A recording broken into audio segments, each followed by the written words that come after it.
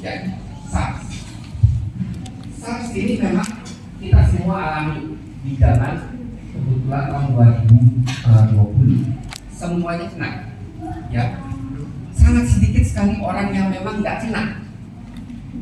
Virus ini menginfeksi hampir seluruh dunia. Dengan data-data memang ada daerah yang memang banyak sekali karena pada sumbernya, dan juga pada daerah manapun juga hampir seringkali parah efeknya. Kenapa? Karena memang virus yang merupakan engineer, virus yang dibuat, virus yang memang sengaja diciptakan untuk membuat suatu sakit. Posisinya, death-nya memang sudah tinggi, tapi seiring dengan adanya perkembangan waktu dan adanya vaksinasi memang berkurang efek kematiannya. Namun ada juga yang sampai detik ini kalau kena COVID masih bisa menyebabkan kematian. Ya. Dan cover case kumulatif sama kumulatif confirmed, di mana casesnya yang terdeteksi COVID sama rate-nya seiring itu grafiknya sama. Yang bahkan sampai detik ini masih sama. Saya cuma cepat aja ya, karena itu umum. Aku yakin kalian pada semua tahu. Semua ujinya adalah pada spike protein, benar? Ya, virus punya reseptor. Reseptornya itu spike protein. Spike protein ini, kalau misalnya HIV, ingat kemarin yang saya jelaskan, kalau HIV, kalau reseptor ini kan ada dua ya, YP140 sama CCR5. Kalau salah satu reseptor sudah hilang, bisa nggak dia infeksi ke tubuh manusia? Tidak bisa. Begitupun kalau ACE yang di reseptornya S2 reseptor, kalau reseptornya hilangkan, bisa nggak dia infeksi ke manusia? Nggak bisa juga. Ya, kuncinya adalah pengenalan reseptor. Nah, namun seiring dengan penggunaan vaksin, penggunaan antivirus, terjadilah mutasi-mutasi. Ada orang yang memang kena virus si alpha, dia tidak sakit. Tubuhnya membuat suatu pertahanan antibodi. Karena tubuhnya membuat suatu pertahanan antibodi, maka tubuhnya itu menghasilkan suatu virus yang baru, yaitu varian yang lain. Jadi ngerti kenapa bisa timbul suatu varian-varian? Karena adanya suatu imunitas. Dengan adanya imunitas, misalnya saya punya virus baru, saya kenakan ke kamu ternyata imun, tapi kamu menyebarkan virus tersebut yang baru varietasnya ke orang lain. Ya, itu dia menyebabkan varian banyak sekali. Nah, di sini dulu memang penyebarannya mudah sekali lewat aerosol karena dia merupakan suatu droplet. Droplet itu adalah suatu partikel yang sangat kecil sekali dan memang bisa bertahan di udara sampai 24 jam, 48 jam. Ya, oleh karena itu penyebarannya mudah sekali karena orang nafas saja pasti ada droplet. Yang sekarang adalah influenza A, yang banyak di Jepang sama di Cina. Nah, dia si SARS-CoV-2 karena dia bentuknya droplet bisa nempel di mata, bisa nempel di hidung, bisa nempel di mulut, atau bahkan bisa nempel di kulit. Semuanya bisa. Bahkan di alat-alat yang kita pegang. Kalau kita pegang, kemudian kita pegang muka, kita pegang mata, terinfeksi lah kita. Ya, memang sangat mudah penularannya. Oleh karena itu, saat tersebut kita memerlukan adanya pengenalan manifestasinya.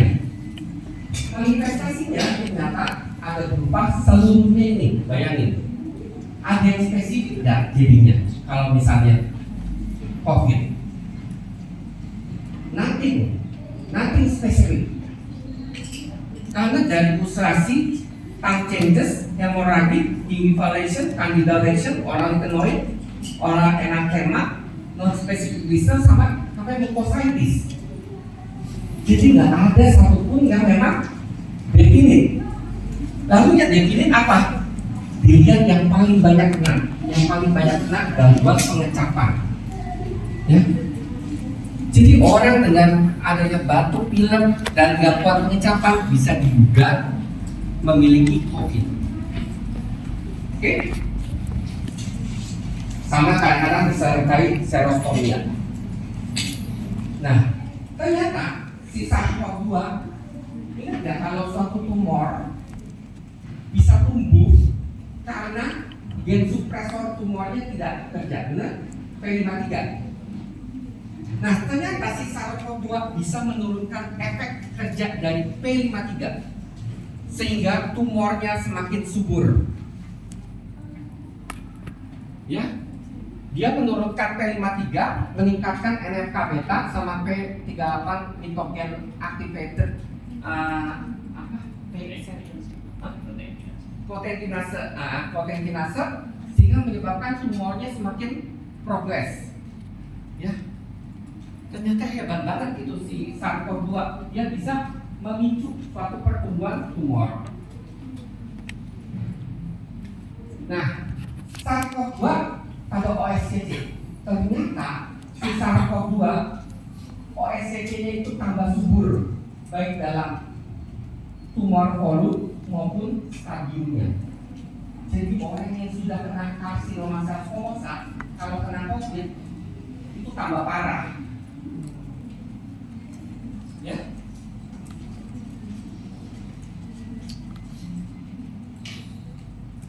Nah, beberapa hasil data ternyata orang yang kena COVID, ya baik dari infeksi biasa infeksi maupun dari vaksinasi, tahu kan vaksinasi yang disuntik, dia bisa men-trigger memicu autoimmune disease. Tahu autoimmune disease? OLP, Pemphigus vulgaris yang kalian belajar itu, Mucostemia pilipoid, ya, dia bisa men-trigger itu. Bagaimana cara triggernya? Ini dia mekanismenya. Silakan dilihat aja, karena nggak akan saya keluarkan di ujian sama sekali. Itu tetap topik-topik sama laser itu nggak buat ujian. Tapi kita memberikan ke kalian karena ini memang up to date. Ya. Ini ya, dari paper saya yang sudah saya publikasikan, ya, publikasi di jurnal Oral Maxillofacial bersama dengan Prof. Ami, Dr. Christine, sama kawan saya, Dr. Elizabeth. Ternyata memang sudah banyak ditemukan kondisi-kondisi autoimun yang disebabkan dipicu oleh karena infeksi dari COVID itu, ya, atau vaksinasi. Nah, contohnya demikian. Kita lihat ini pasien saya kebetulan datang saat waktu lagi COVID dahulu, timbul dengan ulcerasi yang besar sekali pada mulut maupun kulitnya. Kulitnya bahkan satu badan, ya, benar-benar satu badan. Di keraknya, di tangan, di genital, di mata. Waduh, bayangin kalau semuanya ada luka gimana? Enak banget ya. Sampai di tenggorokannya ada juga ulcerasinya. Mau makan juga susah. Ya. Pemphigus vulgaris setelah infeksi. Nah, berikut lesi oralnya ini untuk kasusnya dari Prof. Ami. Ya. Kasusnya pada lidah, bayangin, lidahnya bolong ya. Kemudian rusak, pusing nggak tuh? Ada yang spesifik nggak menunjukkan ini adalah Pemphigus vulgaris? Nggak ada, susah. Ya, itu dia yang memang sebetulnya nggak ada di dalam standar kompetensi kalian, tapi yang kita informasikan bahwa memang vaksin ataupun infeksi COVID bisa menimbulkan autoimun. Nah, bagaimana dengan antibodi? Apakah jangan-jangan antibodinya yang menyebabkan lesi oral? Ternyata antibodi dia akan naik, tapi selanjutnya akan turun dan hilang lagi. Jadi vaksinasi COVID itu efektif ya sebetulnya? Enggak, ini sama sekali enggak. Lalu bagaimana kok bisa sih? dahulu kala karena memang belum diketahui. Yang penelitian-penelitian itu belum ada. Sebetulnya virus SARS-CoV itu sudah ada publikasinya tahun 92. Dia menyebar tahun berapa? 2020. Tapi 92 itu sudah ada publikasinya. Ya, publikasinya ada mengetengahkan mengenai paten dari teknik mRNA. Kan ada teknik mRNA kan? Perlu tahu? Baca ya. Teknik mRNA dipatenkan saat itu sambil diberikan contoh suatu coding sequencing virus. Tahu kan coding itu A, T, C, G, tahu kan? A adenin, ya, timin, guanin, ya, cysteine. Nah, coding tersebut ternyata sama persis dengan coding dari SARS-CoV-2 pertama kali, yaitu alpha. Ya, itu tahun 92. Tahu nggak siapa yang pakai ini? Tekniknya. Coba. Nah, apa? Yang patenin adalah Pfizer. Pfizer yang mematenkan teknik mRNA. Jadi vaksin Pfizer sama Moderna paling efektif 100%.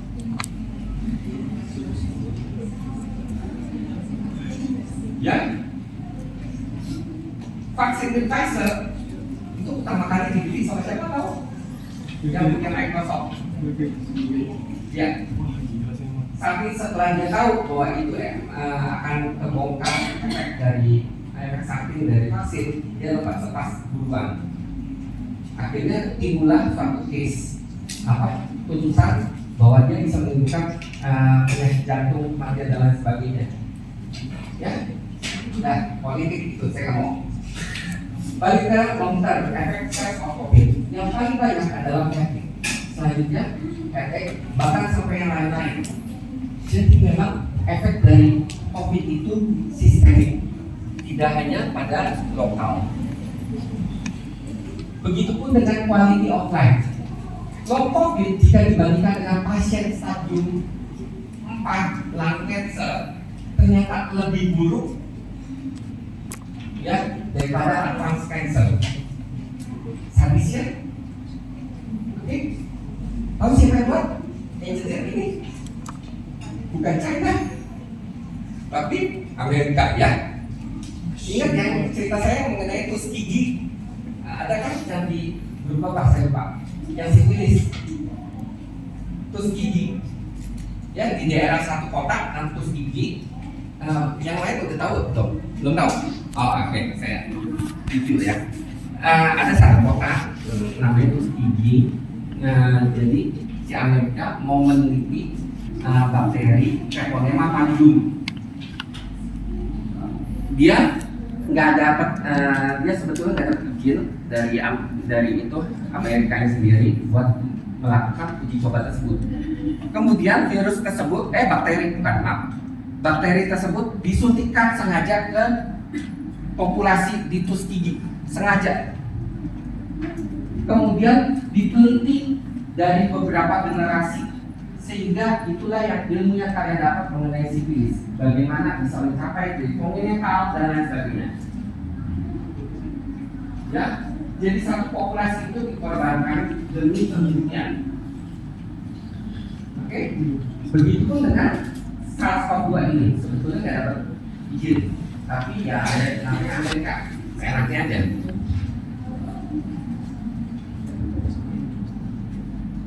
Nah, waktu dahulu karena masih gonjang ganjing, belum ada ilmunya juga belum tahu bagaimana, akhirnya saya Prof. Fahmi sama Dr. Sari sama bekerja sama dengan yang lain dari beberapa universitas membuat suatu pedoman. Ya, pedoman ini sekarang sih memang udah nggak begitu efektif karena memang kita sudah anggap sebagai penyakit yang umum terjadi, meskipun masih menimbulkan kematian banyak. Nah, ini saya mau kasih unjuk hasil skripsi dari mahasiswa senior kalian, namanya seri baru kemarin. Sally ini pinter juga, udah kayak si Jojo Damun, kayak satu Sally. Orang yang bilang tapi sangat kan. Kita lakukan penelitian mengenai sistematik review, melihat lesi-lesi orang hipersensitivitas dan autoimun yang dipicu oleh SARS-CoV-2. Ya, di sini langsung aja ya. Infeksi maupun SARS-CoV-2 itu dari infeksi maupun vaksin. Ini ada apa? Saya teketin aja ya. Nah, jurnal yang dia dapatkan itu totalnya 5.045 jurnal. Ya. Dari 5.045 jurnal di screening, buang. Setelah dibaca, akhirnya jadi sisanya 42 jurnal saja yang dilakukan analisis. Ya, banyak ya, banyak banget. Nah, berikut hasil analisis biasnya. Kalau yang warna merah itu yang banyak biasnya. Ya, hampir seluruh publikasi sedikit biasnya. Cuman satu aja tuh yang nomor 10 kanan. Biasnya banyak, warna merah banyak. Oke. Kemudian kita lihat di sini. Ternyata yang disebabkan karena infeksi ya menyebabkan hipersensitivitas pada lesi EM paling banyak 58,33%. Jadi kalau kena infeksi COVID, kemungkinan besar pasti jadi munculnya EM. Selanjutnya, kalau infeksi menyebabkan autoimun, itu contohnya pada PP. Jadi kalau misalnya kena infeksi, dia timbul autoimun, kemungkinan besar adalah pemphigus vulgaris. Tapi kalau karena vaksin, yakin, vaksin itu ada 196. Ya, 196 dari 208 kasus. Berarti 94% kemungkinan dia akan timbul lesi-lesi akibat vaksin dibandingkan dengan infeksi. Gila ya? Gila banget. Vaksin itu sendiri paling sering menyebabkan OLP ya, sampai 76%. Kalau autoimun paling sering PV sampai 10,2%. Parah banget ya? Oke.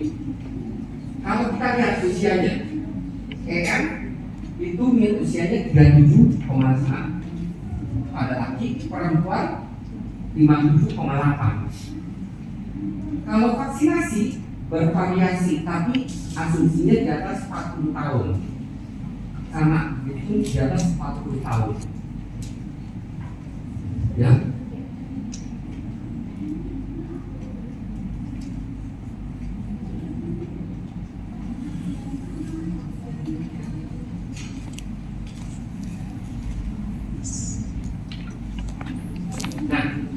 iya. Kemudian saya minta si Sally saya buatkan rentang usia untuk melihatnya. Kelihatannya polanya ya, dari MMP, BP, bullous pemphigoid, pemphigus vulgaris, orang planus, Stevens-Johnson syndrome, erythema multiforme, pemphigus vulgaris, OLP, EM. Ternyata tentang posisi usianya, tuh polanya, ya. Dan di mana jenis lesi, durasi hingga timbul lesi oral dari per hari sejak kena infeksi dan akun sejak kena vaksinasi. Infeksi itu 16 hari. Jadi kalau misalnya kalian baru vaksinasi dengan vaksin COVID, itu 16 hari kemudian kemungkinan besar timbul EM. 82 hari kemudian timbul kemungkinan PV. Tapi kalau karena vaksin dia bervariasi, tapi variasinya ya di atas 10 hari kira-kira. Ya. Kemudian kita lihat lagi berdasarkan jenis variannya. Variannya paling banyak menimbulkan EM pada varian alpha dan sisanya pada Omikron menyebabkan PV. Ya, sekarang Omikron rasanya nggak tahu deh, masih ada atau nggak, saya nggak tahu. Saya udah nggak mempelajari untuk yang di sini. Nah, sekarang vaksin ini dedeng, siapa yang vaksinasi yang mana? Ya, ada Moderna, ada Pfizer, oke, ada Janssen, ada Sinovac. Ternyata Sinovac yang paling sedikit, benar nggak? Sama Janssen. Ya, sama. Oh, ini dari kami udah disebutkan apa? Pfizer Biotech ini modifikasi aja di sini. Ya.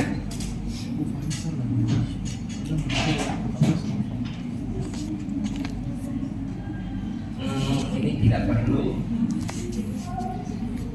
Pengobatan tidak perlu. Nah, durasi penyembuhan dengan respon terapi. Kalau hipersensitivitas akibat antivirus, dia sembuh total cuma 10%, sembuh sebagian 25%. Jadi orang ini masih kena desinfektan, ya asumsinya. Kalau Sinovac Johnson sembuh total 17%, sembuh sebagian 50%. Autoimun di sini lihat yang paling gede, ternyata dia sembuh sebagian saja. Untuk PV, sengsara ya, sengsara banget.